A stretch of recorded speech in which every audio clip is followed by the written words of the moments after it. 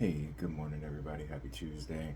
It is going to be a clear and hot Tuesday. Currently 67 degrees, going to be a high of around 90. We have a waning gibbous moon, and 9:31 a.m. and p.m. is the moon set and moon rise. So another summer type day. And if I wish we had a little bit of rain, but I'll take the sun coming out. It's good. It's good for the soul. But a little rain right now would help the fishing a little bit. Um, but it's so hot, and they're just bedded down and coming out of the full moon. They don't want to eat, so at least not during the day. Maybe they'll turn on a little bit today, but anyhow, we are in a study of Job, and we're in Job chapter 25, and here we have the kind of the final speech from the friends, and in this, it's he circles back to the main question right here in verse 4. How then can man be in the right before God? Okay, and how can he who is born of woman be pure? And this sort of it goes pretty much goes back to the chapter 4, 17 through 19, and this is pretty much the main question here.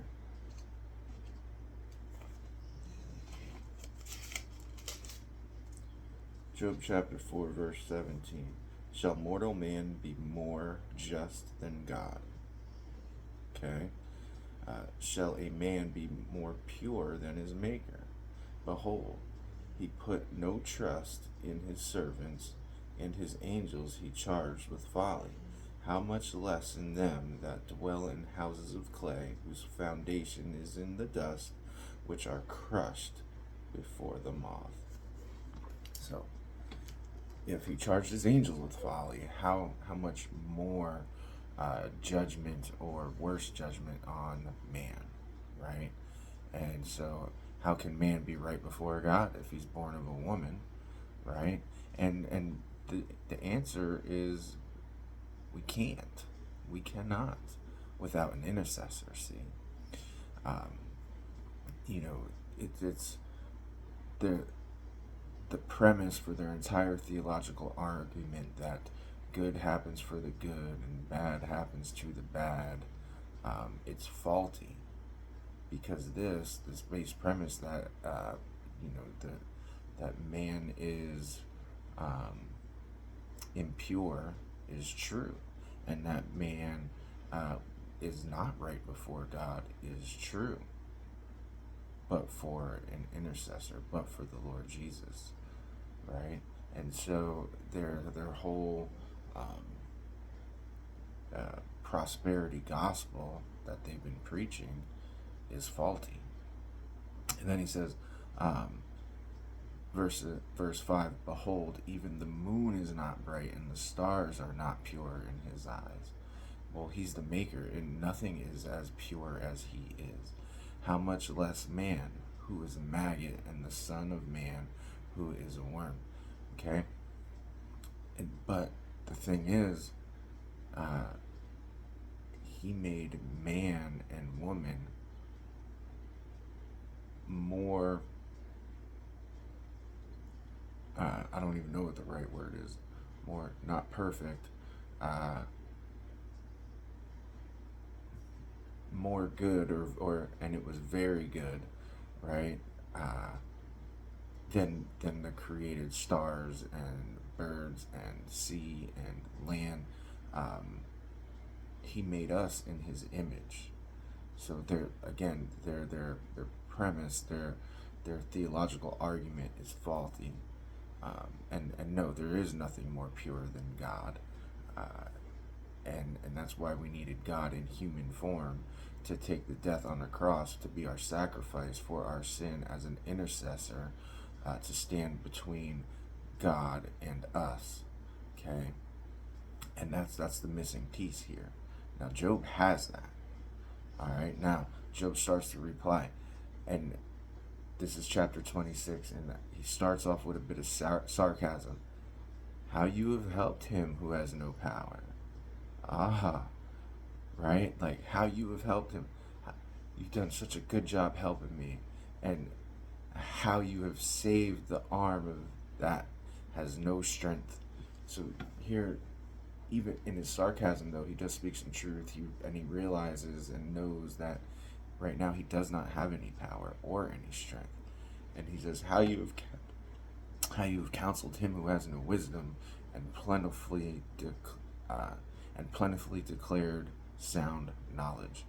Okay, so here, in this sarcasm, he's also understands that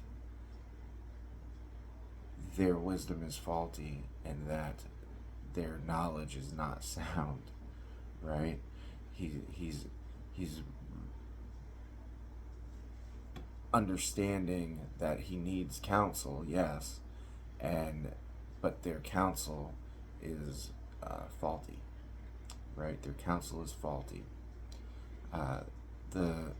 It's faulty that the theology of the good for the good and bad for the bad doesn't work, right? It just doesn't work. With whose help have you uttered words, and whose breath has come out of you? Now this is very insightful. See, Job, he's onto it, right? He's onto the spiritual warfare. He hints at the knowledge that they're being used by the devil. They're being used by the devil. He's tested the spirits, as it says in 1 John, and he knows that this is not of the Spirit of God. See, this is amazingly insightful, y'all, and that's what we have to realize when we're hearing counsel and we're getting counsel. What's the spirit behind it? That's the idea of testing the spirits, because the spirit of Antichrist is already here, right? It's already here. So we have to be able to test the spirits and understand, because a lot of what they said sounds almost right, but it's not. Then verses 7 through 10, we see that he maintains order in his creation, right?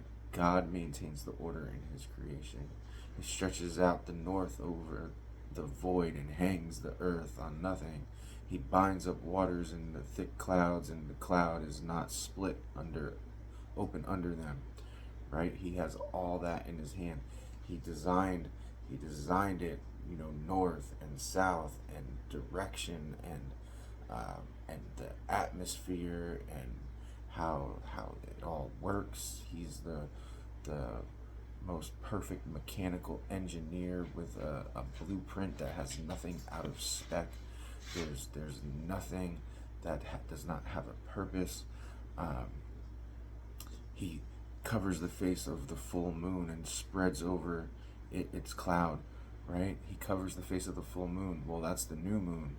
When the moon is completely covered, it's the new moon, right? He made all of that. He has inscribed a circle on the face of the waters at the boundary between light and darkness, the horizon, right? The horizon. There is a boundary between light and darkness, see? And, it's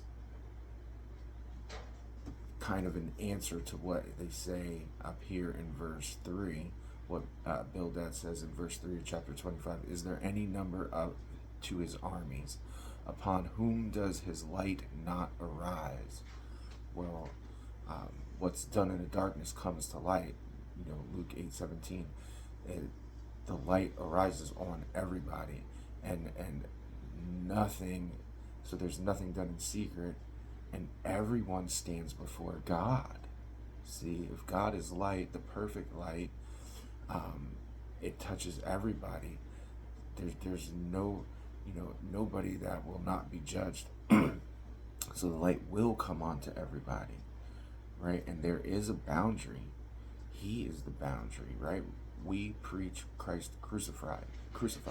That is the separation, right? That is the separation between the believer and unbeliever, between heaven and hell, between faith and faithless, right? And the faithful have a spot in heaven, right? And so there is a separation, okay? There is a separation. Um, now, verse 11, the pillars of heaven tremble and are astounded at his rebuke. Now, God can shake the order of creation whenever he wants. He can. He has that authority. He has that power. By his power, he stilled the sea. By his understanding, he shattered Rahab. In this passage, Rahab is, and there's other references to it, is a sea monster, right? Rahab is a sea monster in this context, and it's by his understanding, right? By his understanding, he shattered Rahab, right? That he can rebuke the sea monsters and keep them from doing what they're supposed to do, whatever they're supposed to swallow up, right? By his wind the heavens were made fair. His hand pierced the fleeing serpent.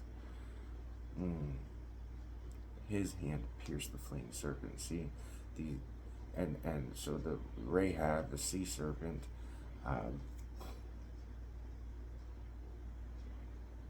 is, in this context, is supposed to devour, right? To devour humanity, and he, by his hand, pierced it. Why? For who? For the light, for the good, right? For the good.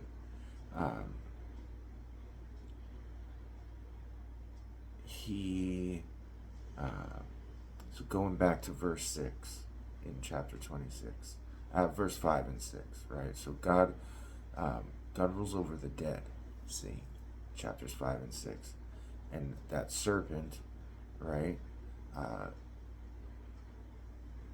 is part of this pulling of the dead to Sheol, to hell, to the holding place. And he says in verse 5, the dead tremble under the waters. Who's in the waters? Right? Rahab, the serpent, and their inhabitants. That's the dead inhabited under the waters. Listen, verse 6, Sheol is naked before God, right? God rules over the dead. Sheol, he rules over that. He rules over the holding place. And Abaddon has no covering. So the supernatural power of darkness and destruction, the ruler over the dead, Abaddon, in Revelation, it's Abaddon or Apollyon, okay, and that is the angel, the demonic angel that rules over the dead, over Sheol, does not cover God. God covers that as well. God is ruler over Abaddon, over Apollyon. They have no, they're yes, they are very powerful. Rahab is very powerful, but God rules over that. God pierces Rahab, the serpent. So the dead that tremble under the waters still are subservient to God. God is ruler over the dead. He's ruler over creation, and he can intercede and shake that up as he wills, and that's where salvation comes, right? That's where salvation comes, because without the intercessor, without Christ crucified, in the grave 3 days, rose again, ascended into heaven and coming again,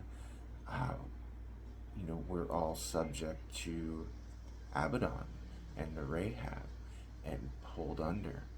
But because of his willingness to shake it up for us, to change the direction of creation, right? The direction of man to hell with the opportunity to go to heaven, right? That's where we'd be.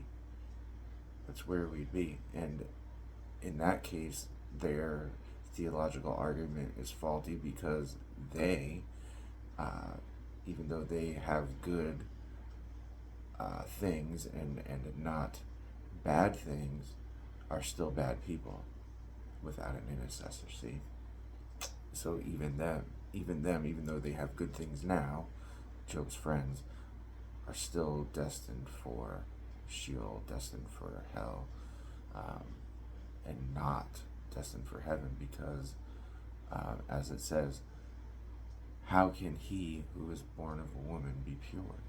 Can't. So, by his wind the heavens were made fair, his hand pierced the fleeing serpent. It's by his choice, by his wind, by his breath. Behold, these are but the outskirts of his ways. We don't know all of it. We'll never know all of it. And how small a whisper do we hear of him? But the thunder of his power, who can understand? I'll leave it at that. Have a good day, you guys.